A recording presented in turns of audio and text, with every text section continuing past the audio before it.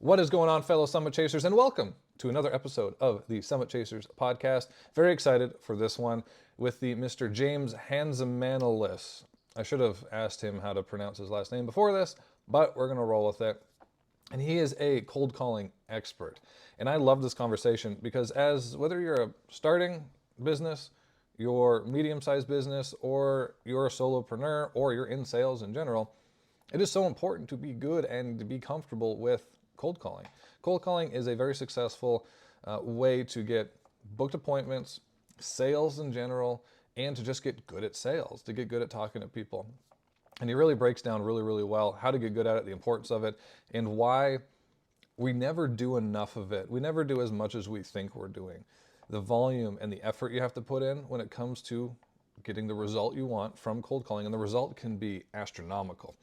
But the volume you have to put in, especially when you're just starting out, is being okay with failing. And this is a good representation of anything else in life. You just have to do stuff. Be okay with not being good at stuff. Cold calling is no exception. Be okay with not being good at it. Be okay with not everybody loving you all the time. Be okay with getting hung up on. It's okay, because the outcome that you can get from being an avid cold caller or having a good, strong cold calling team, SDR team in your company is huge. So sit back, get your notebooks out, enjoy this episode, comment your takeaways below, and I'll also put all of his links and that kind of stuff in there. A lot of his content is great when it comes to sales and cold calling, so follow James and on all the platforms. But like I said, sit back, get your notepad out, and enjoy the episode. What's going on, James? Thanks for being on the show, my friend. Yeah, man. Thanks for inviting me. I'm stoked. Beautiful. So we hooked up on LinkedIn, and I loved just one of your posts. And I can't remember the exact words in the post, but the premise was people who are trying to get into sales, or they're trying to get their first sale, or they're a startup, or they're new to cold calling, or whatever it is. They think that they're doing a lot of work. They think they're doing enough volume and they're not getting the result they want, when really they're not doing anywhere near the work they need to do. And I love that, because that's one thing that, I ran into myself when I first had to get into cold calling. I would be like, I did 50. That's probably good. Nobody answered, blah, blah, blah, all this kind of stuff. We always make up excuses. So that really resonated. And I think that would resonate with a lot of people who are listening. But with that being said, James, again, thank you for being here. Tell everybody a little bit about yourself and what you do with Phone Burner. Sure. So some of you may have seen my content before. If not, I'm basically a cold calling guy. I've been cold calling for years, started off in call centers, love it. And at Phone Burner, I'm directing the outbound top of funnel part of our outbound motion. And so I'm running a team of cold callers, and we go out, we bring in pipeline, do all that good stuff. And so in a nutshell, that's who I am. I love it. So what got you into, because that's like the thing that people dislike the most when they get into trying to create revenue themselves, is cold calling. So why did you put your hand up and be like, I'll be the cold call guy? So long story, but before I got into sales, I was working at a Whole Foods, and I was a grocery store restock. I do overnight shifts. I'd restock the milk in the fridge and stuff like that. And then I remember, like, I was working like 14 hours a day. I was doing double shifts and just constantly hustling away at my $15 an hour job. And I couldn't move up. And so when there was a promotion opportunity, they completely overlooked me for it. And that was like officially what set me over the line. And on top of that, I never saw my new kid. We had a baby. I never saw my wife. And so I wanted to make a switch into sales. So A, we didn't have to struggle to pay rent anymore. And then B, I could spend more time around them.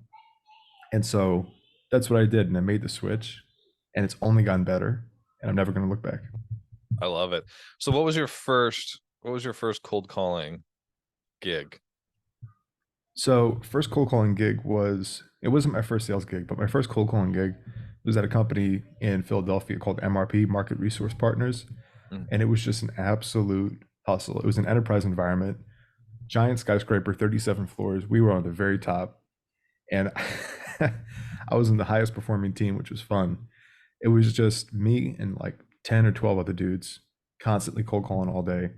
And we were selling stuff like, security systems and networking equipment and access points, and just like the really hard stuff to tech companies and to, CTOs and things like that. And I had this super hard boss. His name is Chris. Shout out to Chris. And every day he'd scream at us, Make 15 calls an hour. It's 120 a day. If you're working an 8-hour shift, it's not hard. It's not hard. 15, and nobody's picking up either. You get a couple pickups every day. Make 15 calls an hour. You'll do 120 a day. And so I think I attribute a lot of like my high volume approach to MRP because that was just like an absolute hustle. And to add to that too, they had a leaderboard, and so they gamified the whole outbound process. Mm. And there were two things that you could see on that leaderboard. A was the number of meetings that someone booked, and B was the number of calls that they made. And almost always, there was a direct correlation between the amount of volume someone made and how well they were performing. So there was data that you could use to predict the outcome. I There was a love it. guy, yeah, there was a guy who was always beating me because he always did like 100 more calls than me every day. 100 more calls. That's a lot more Yeah, calls. I was doing like 250 and he was doing like 350. So uh, Ben Lowry, man, this absolute animal over there. Every month he's bringing in these crazy commission checks. You know what I mean? And Yeah. but that was just the nature of it. Yeah. Well, that it's inherently like competitive.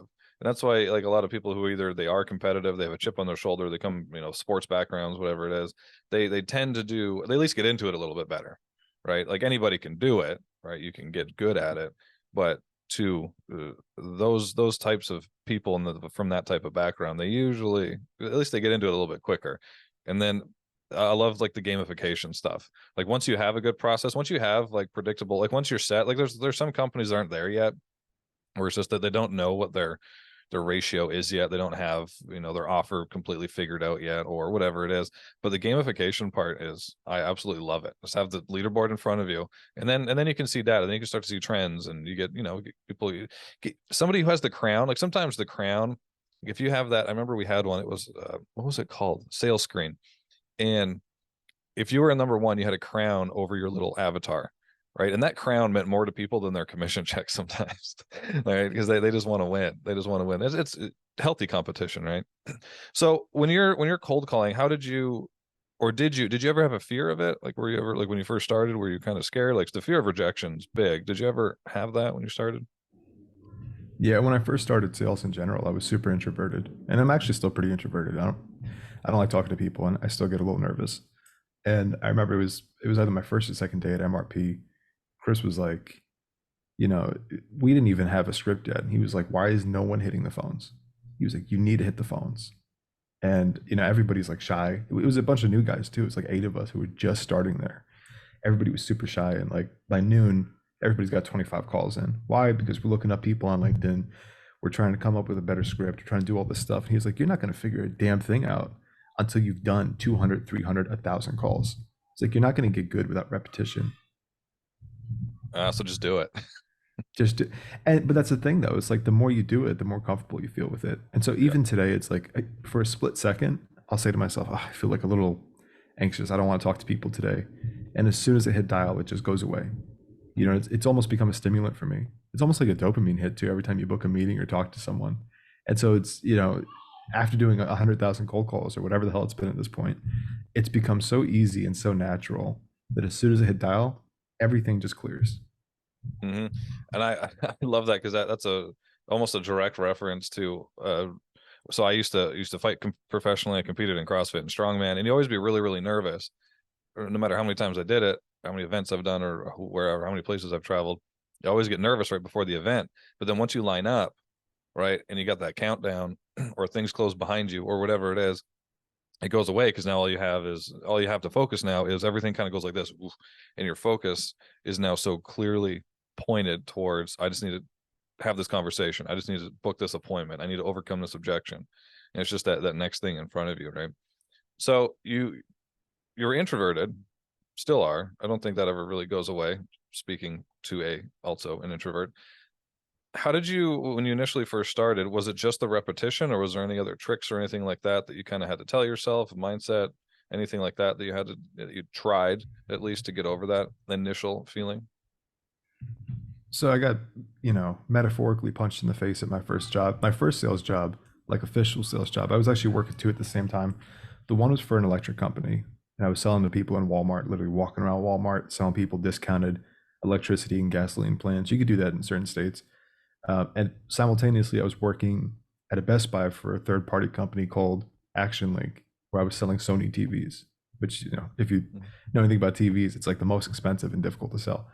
And so, as I'm doing this, I feel super nervous. I've got really good mentors from the start, and they're not really giving me any good advice either, though, about this. They don't know how to overcome this. And so I came up with this idea like, all right, I don't feel comfortable selling. And so what I'm going to do is I'm going to come up with a second personality that I could channel. And as soon as I channel this person, I'm going to put regular James in a little box in the back of my head. And I'm going to channel this new person, which sounds a little crazy, but it worked really well for me. So I had two different versions of myself. I had James and I had Jimbo. That's what I called it. Jimbo was more outgoing, a little bit more extroverted, and didn't worry about pissing people off in the process, didn't worry about pissing off prospects or people. And so after a while, it became very natural. And so at work, I'd be somebody different. At home, I'd be somebody different. At home, I'd be more patient and calm. And at work, I'd be, a little bit more outgoing. But uh, after years of doing that, it's become embedded in me. And so I don't need to channel a second person anymore. It's like everything I've had to learn, everything I've had to like do to get here has just become part of me as a seller. Yeah, that's awesome. I mean, maybe some people would hear that and be like, "That's a split personality. I don't know if that's healthy," but we all do that anyways. But it's more like it almost happens out of our control. So why not do it in a way where we can control it, right? Like we walk into a situation maybe, and we had a bad experience doing whatever this thing is in the past, and then we go in, and all of a sudden we're nervous, our palms start sweating. That's the same thing. We went from being, at least somewhat confident to shrinking. And that's the same thing. You're just doing it an opposite way and you're controlling it. And I think a lot of us can do that very similarly. We don't have to name it. I mean, you can, whatever works for you, right? When you walk into a situation, whether it's a cold call, whether it's maybe you're a closer or an AE or whatever it is, you're about to lead a meeting for your team and you're nervous, you can kind of channel that confidence within you, whether it's thinking of something that you had accomplished in the past, even if it has nothing to do with what you're about to do, just something to bring out that confidence in you and kind of become that person you need to be to get to, at least fake to be good at what you're about to do until you can naturally get good at it. Right. So I think that's a great strategy. I think that is. And so I don't want anybody to think that, I think you're crazy or you think you're crazy. I think it's a great strategy. Yeah. And I think we do it anyways. Right. Well, like another way to think about it too is because some people are going to walk away from this and be like, oh, that's a little weird, or they might have a bad taste in their mouth from it. There's a person that you are, and then there's a person that you want to be, or the person that you want to transform into. If you want to be the person that you want to transform into, you can't keep on being yourself. You're going to have to make changes. And so think about what that person is, and then slowly start to make the changes around it. And then over time, you will become that person. But that doesn't happen until you actually sit down and think, okay, well, here's where I'm at. In order to get to where I need to be, X, Y, Z, all these changes need to be made. 100%. Thanks for the soundbite. That was great. that was really good. No, because we all have a vision of what we want to accomplish, but a lot of people don't envision who we need to be to accomplish that. Right. And it's a lot of times it's not going to be who you are. Right. And there is a lot of, be confident in who you are, accept who you are. And sure, you do have to do that to do what you're currently doing. But if you want to do something different than what you're currently doing, you're gonna have to change. Right. So I think that's a great message. So back to sales. So what was kind of the biggest, from a cold call, what's the biggest ticket thing you've ever sold? That's a good question. It has to be the stuff at MRP. The stuff at MRP was so high ticket.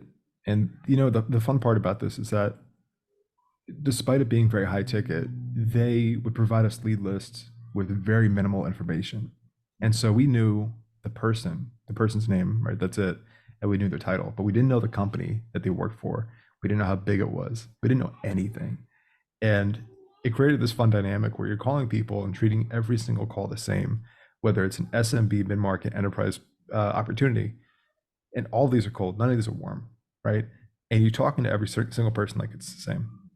The data shows that whether you work or whether you're calling it SMB, mid-market, enterprise, there is a very, very, very minimal difference between conversion rates depending on the vertical you go after. And so for some people, I think for SMB, it was like a 4% conversion rate across the board. Mid-market was 3%, enterprise was 2%, which is typical.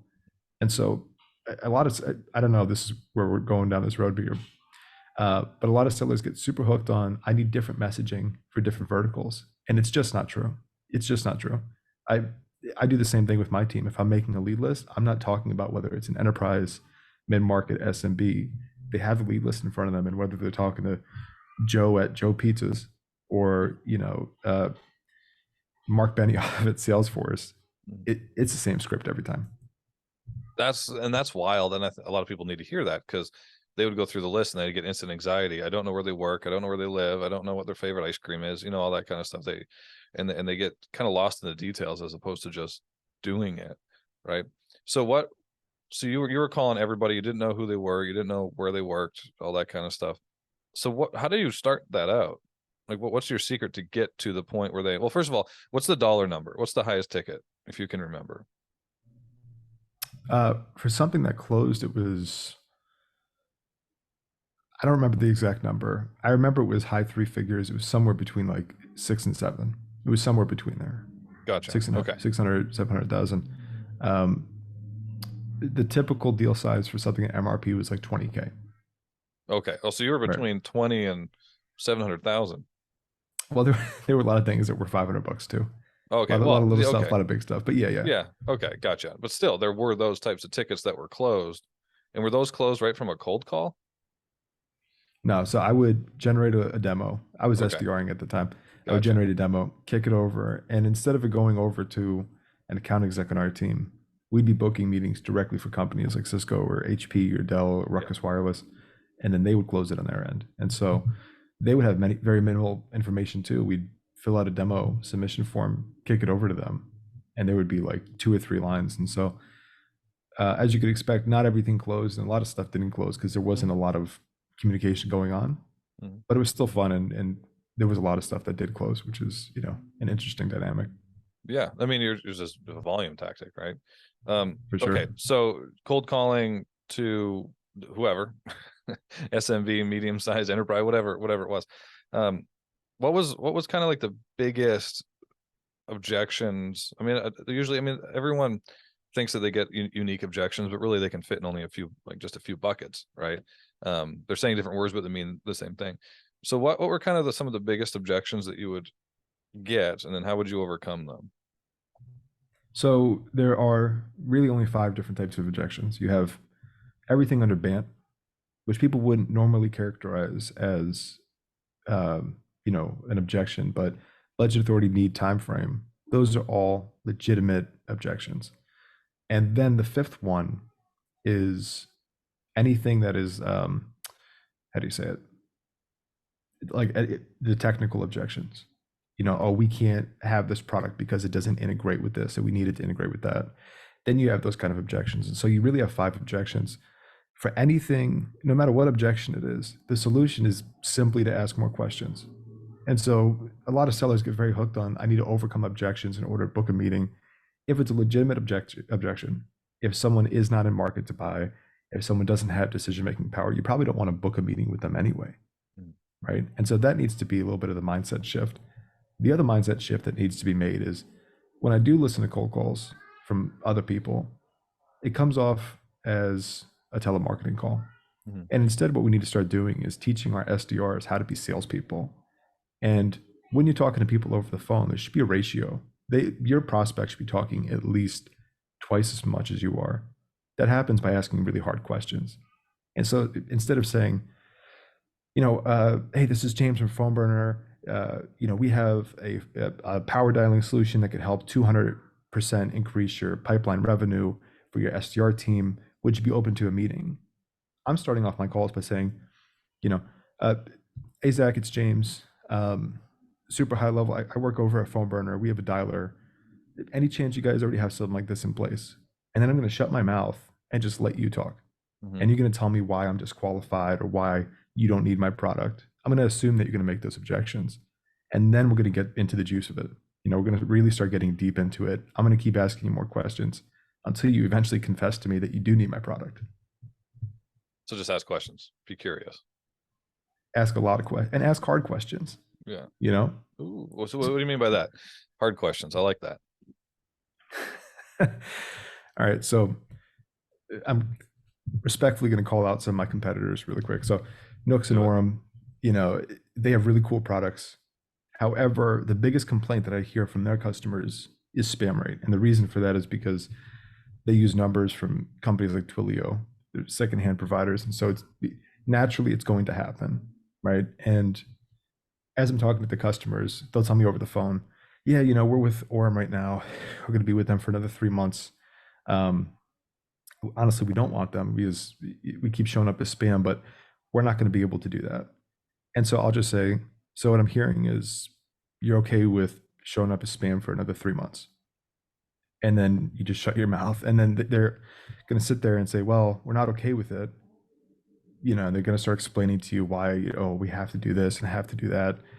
And so you're going to say, okay, so you're not okay with it, but you're not going to make the change. You're not going to start looking at different solutions. And then you just shut up again. And so those are the type of hard questions you have to ask on a call, right? And this is the stuff that if you're an actual closer, this is the stuff they teach you. And it's a shame that we don't teach SDRs how to do this stuff, because we should. If SDRs were taught how to be closers, then they would pre-close calls, kick them over to an AE who would easily be able to close them. And sales teams would stop seeing a 3% conversion rate from a meeting to a closed deal to something higher, like a 20%, like how it was back in 2018. But instead what we do is we train our SDRs to be appointment setters, and they call up a person on the phone. They spend 30 seconds saying, hey, do you want to see our product? It's a yes or no, and you move on to the next person. It's like, that's never going to close. It's just not going to happen. But if you get your SDRs actually pre-closing those deals, you're going to convert way higher, or you're going to at least have super high qualifying prospects in your pipeline that you could retarget 3 or 6 months down the road. That's beautiful advice, and I couldn't agree more. So if I could kind of premise that or condense that, it would be, so for the SDRs to get better at closing. So by that, you mean getting them to, so almost when they do set the appointment, that prospect already identifies that they have a need and that you could be a solution to the need or the problem. So they're gonna be more likely to show up too. So your closers are gonna get more at bats, or at least a higher show rate percentage, and they're gonna close at a higher percentage. So you get kind of to 100%. Yeah, I mean the SDR, right? And it's hard for somebody who's getting paid $40,000 a year, working like an animal, to do this. But if you want to be in this long term, the best way to do it is to give your AEs really good demos and give them a lot of them. Right. And again, that happens by asking super hard questions and pre-closing people over the phone. Yeah. And that's, your prospects should leave with this. They should leave with an understanding of what your product does, an understanding of why they need it, an understanding of how it's different than their current solution if they have one. And then I would even go as far to say that they should be okay with the pricing. If they ask you about pricing, right? Like people ask me all the time, how much is Phone Burner? We're the only dialer, to my knowledge, except for maybe Kixie, who has their pricing public. It's $129 to $179. But if you do a good job during that cold call, they're okay with the pricing anyway. You know what I mean? Because you've demonstrated enough value for them to be okay with it. There's a lot going on in the SDR world that just, it needs to change. And the painful truth about it too is, like, this is a big reason why half the SDRs out there have a green banner. They're just not being trained right. You have a job to generate 5 times the amount of money that they're paying you to do. That doesn't sound flattering. That sounds terrible. But if they're paying you $40,000, what is that? 200,000, right? Quick math. You should bring in $200,000 a year for them, right? If you're getting paid $100,000, you should bring in $500,000. And that's just how it should be. But people just don't think like that. And so they think they can get away with sending a couple LinkedIn messages out, hoping they book a meeting. It's a garbage meeting, and nothing closes. And they're wondering why every 6 months they have to keep switching jobs. That's why. You're not bringing quality. You're just bringing in these garbage leads. Yeah, and I think that you hit a great point on kind of on both sides as well, right? So from if you're a business owner and you're, or whatever, a manager, it doesn't matter, a bigger company, and you're hiring in SDR positions, they almost see that as like, they almost expect the churn rate to be high. They almost expect this is just, it's an entry level position. They sink or swim, whatever it is. They don't really put as much emphasis on the importance of that role. And then therefore, because they're not doing it, because leadership's not doing it, they have to take responsibility for that, then the SDRs do not see a lot of value in their role. So then that's when they're going to, like you just said perfectly, they're going to send I'll send 2 LinkedIn messages, or I won't pre-qualify this person quite as much. I just have to hit 5 today. I have to book 5 appointments today. And after I'm done that, then, I don't have to do anything because I already hit 5. As opposed to, okay, if you get really good at this, this is the next step. The next step is being a closer. This is what you can make as a closer. So here's the skills you need to develop to get there. The best way to develop the skills is to practice them here. And then when you do get really good at them here, you're going to make it seem way easier for the AEs to close. Right. And then you set that example, you set that culture, that training, that development example. And it's going to have a huge compounding effect for your business, for your career, really. For Right. sure. So I think And that's an amazing point. Sorry, go ahead. no, I was going to say the other half of that too is like, if you train your SDRs to simply just be appointment setters, I don't understand how people could think that that's going to translate well into a closing role.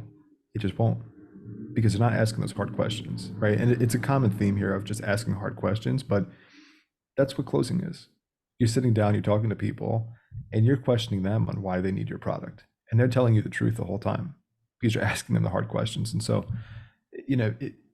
for an SDR leader, it's very lazy to just say, I want to get my SDRs to book book meetings, and that's it. These meetings that are coming in, if your SDRs are asking those hard questions or pre-qualifying them, then what's going to happen is when it's time for them to translate into that AE role or whatever you call it, client specialist role, 18 months down the road, it's going to be seamless, right? It's going to be seamless. And you're not going to have to retrain them. You're just going to have to refine their training. You're going to have to make it a little bit more complex.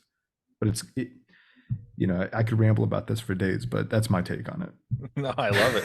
Do so. It's all good. No, I love it. I love the passion behind it. You can tell that you're good at it, and it's because you're passionate about it. I like that a lot. So let's say somebody they're trying to get started with, either developing the cold call process for their company or their team, or doing it themselves. Where do they start as far as a script goes? Or do they even start with a script? Do they just do it and then develop the script after? What is your take on that? So I do. So I'll break this down into two different parts. So when I first join a company and I have to figure out what messaging is going to work, I start off with the most basic possible messaging as possible. And so for me, when I first started a phone burner, I was told, oh, this vertical works, this vertical doesn't work, this persona works, and blah, blah, blah. And they gave me all this criteria. And I met with my team after that call, and I was like, guys, I know what Lindsay Dean just told us, and I know what Mark told us. You got to forget about that. We have to start from zero, and we have to retest all this stuff.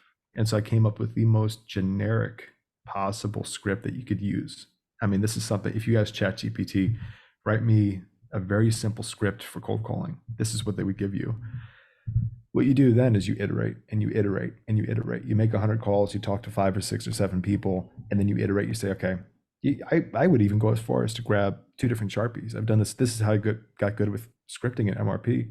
Had a green Sharpie and red Sharpie. Anywhere that was a chokehold in the conversation, circle it in red. Anywhere where you felt like there was good, smooth flow, circle that in green. And then you refine it. And by doing that, you get to figure out, hey, this is our ICP. This messaging works. All this stuff works just great. Again, common theme is volume 2. You're not going to figure that out until you've done 1,000 cold calls, right? So repetition in order to figure out the messaging that works. The other half of that is I run something called a 45-90 plan. And so you probably have heard of like 30, 60, 90s. First 45 days of a new SDR, we are going over my script and my script only. They're not experimenting. There's no flexibility, right? And a lot of people are going to look at me weird for that one. I don't want my SDRs experimenting for the first 45 days. I want them following my script. After day 45, going into day 46 to 90, they can start tweaking it a little bit, change the opener, do whatever. And then I'm still going to be monitoring them. After day 90, they need to be off the hook. They need to be completely off the leash. At day 90, the idea is they've figured out a script that works for them. They're in a position where they can safely, comfortably start experimenting. And more importantly, they're independent. And so I could hire another person now. So every 90 days, it's every quarter, you want to bring in a new person. And that's how you scale. I love that. All right.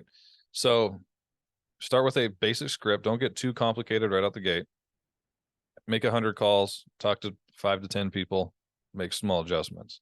Like you said, I love that idea. Anything that's like a chokehold, right? Where you're coming up with, a lot of either the same objections or you're just getting stuck. Circle is red. Anything that's good. I love that. That's so good. Okay. I like it. So that's where to start. So how do they what do you think is the biggest, how do you close out a call? So this is a cold call. You're booking an appointment with a closer. What's the best way on the call to increase show rate other than sending reminders and that kind of stuff? But on the call, how to increase show rate? Because that's a big struggle with a lot of people. I actually don't send reminders. Sometimes I do.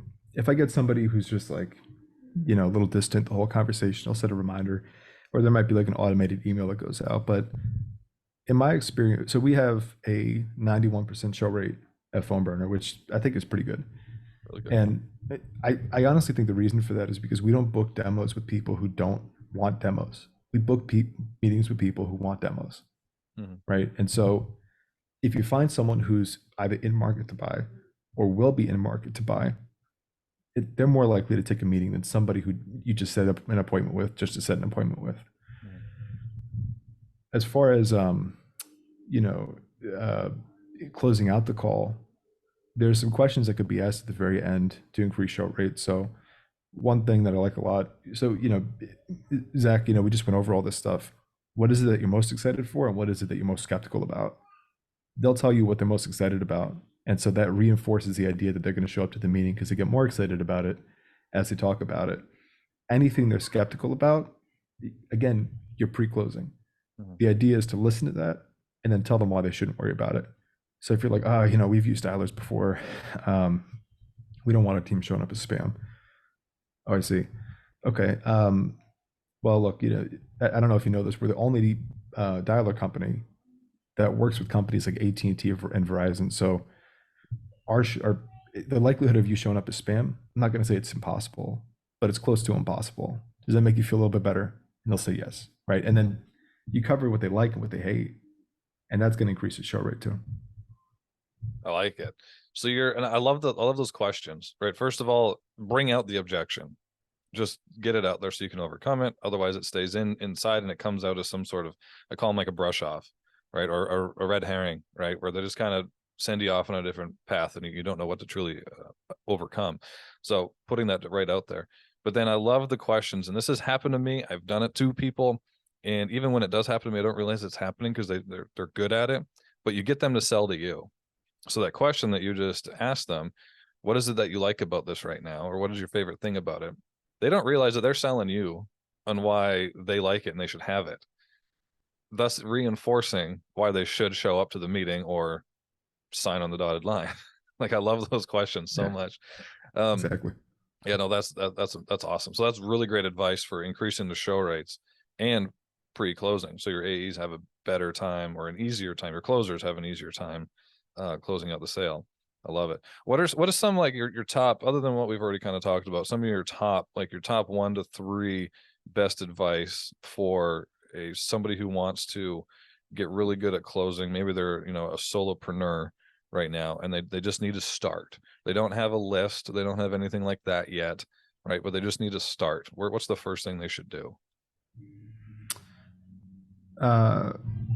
First thing you do is buy Phone Burner. The second thing that you do, the second, I mean, honestly, like if it's not Phone Burner, let it be something. But even if you just start out with a cell phone, I mean, I guess it doesn't technically matter, right? But as long as you're able to make a lot of volume, you're not going to get good with that volume. So prioritize volume and be fully okay with falling on your face and getting stepped on by prospects. You're going to learn, right? It's like walking.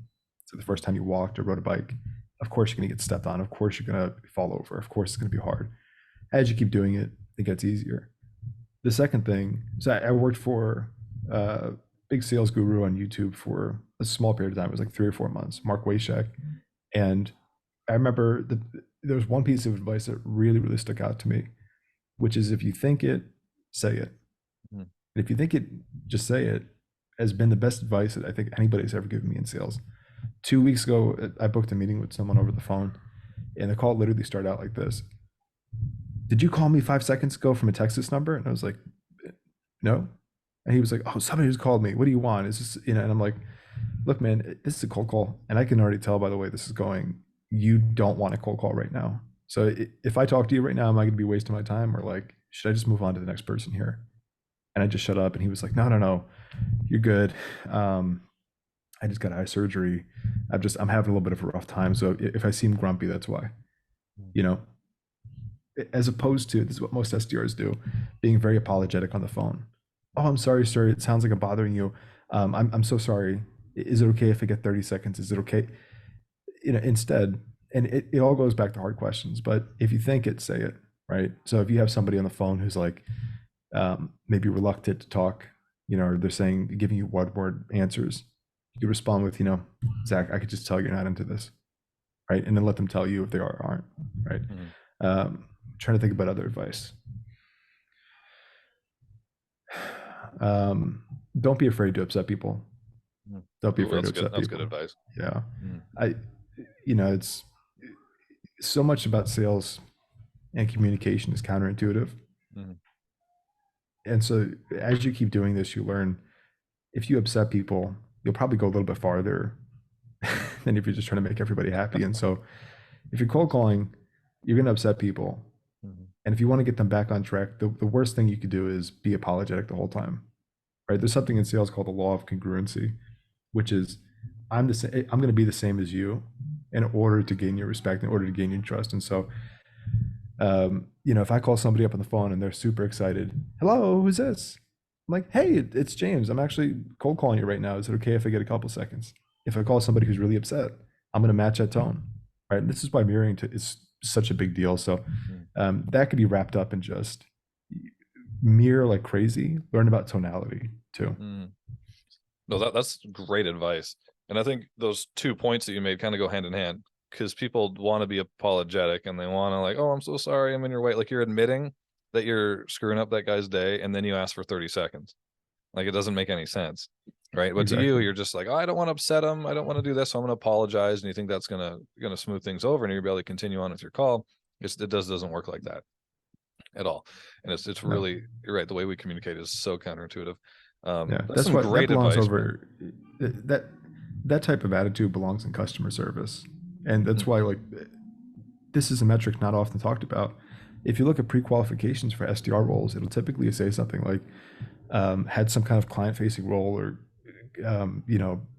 SDR role in the past. A lot of jobs say customer service is a pre-qualification for SDRing or BDRing, and that's as far from true as possible. That's the opposite of what you want to do. And so, surprisingly, there was a study done over at Salesforce. The highest performing SDRs were the ones who had a background in marketing. What you would never suspect, but they understand communication and messaging better than anybody else. And they don't care if they piss people off. They don't care if they piss people off. Yeah, it's natural. It's going to happen.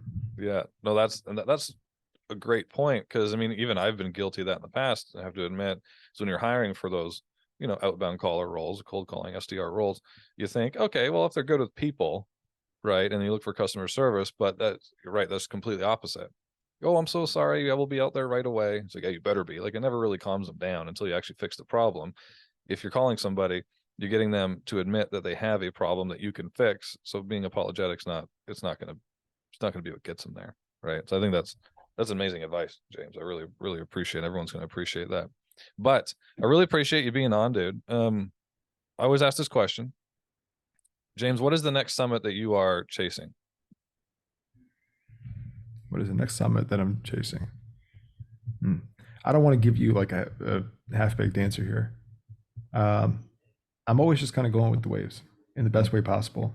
And so my mindset, which I think everybody's mindset should be this, especially if you're in sales, is what more can I do? And so for phone burner, it's not a number that I'm trying to hit. It's like, what is the absolute maximum MRR I can get them to from outbound?